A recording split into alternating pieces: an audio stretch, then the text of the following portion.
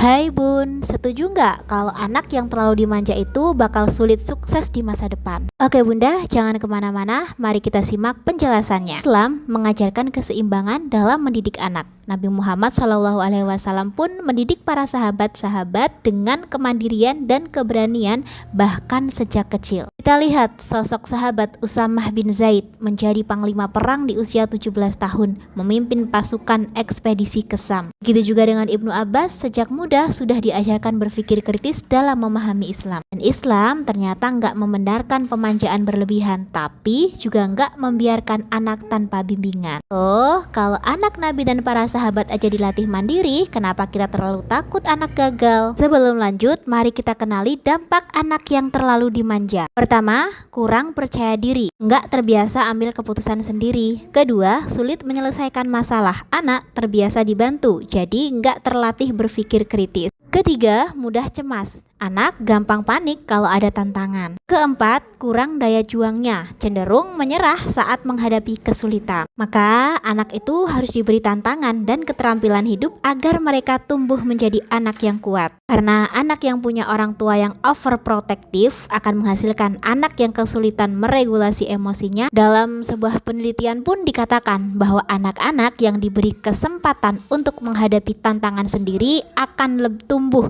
lebih mandiri, percaya diri, kreatif dalam menyelesaikan masalah, dan punya daya juang yang tinggi. Dan ternyata orang tua yang mendidik anaknya untuk lebih mandiri itu akan menghasilkan anak yang lebih bahagia. Maka para ilmu parenting pun bersepakat, tanpa tantangan anak nggak bisa berkembang. Kita pun diingatkan dengan kisah Nabi Musa dan Nabi Yusuf. Nabi Musa harus menghadapi Fir'aun, Nabi Yusuf yang diuji sejak kecil. Semua ujian itu ternyata membentuk mereka menjadi pribadi yang luar biasa. Oke Bunda, sekarang bagaimana? Apa yang harus kita lakukan supaya anak kita bisa menjadi mandiri? Pertama, beri ruang anak untuk gagal. Artinya, jangan takut anak jatuh, tapi ajari mereka untuk bangkit. Kedua, ajarkan anak problem solving. Tanyakan dulu, kamu mau coba cara apa, daripada Bunda langsung membantu. Ketiga, dukung bukan mengambil alih. Artinya, jadi pendamping bukan penyelamat. Empat, bantu anak mengenali emosinya. Ajari anak mengatasi frustasi dengan tenang. Sekarang, mari didik anak-anak kita seperti Rasulullah mendidik para sahabat. Beliau mengajarkan kejujuran, keberanian, dan tanggung jawab. Anak-anak muda zaman Nabi mendapatkan tugas besar bukan dimanjakan. Anak itu bukan kaca yang harus dijaga terus-menerus, tapi benih yang harus dibiarkan tumbuh kuat. Oke Bunda, semoga videonya bermanfaat. Lebih baik gagal sekarang daripada gagal di masa depan. Boleh di save kontennya untuk pengingat saat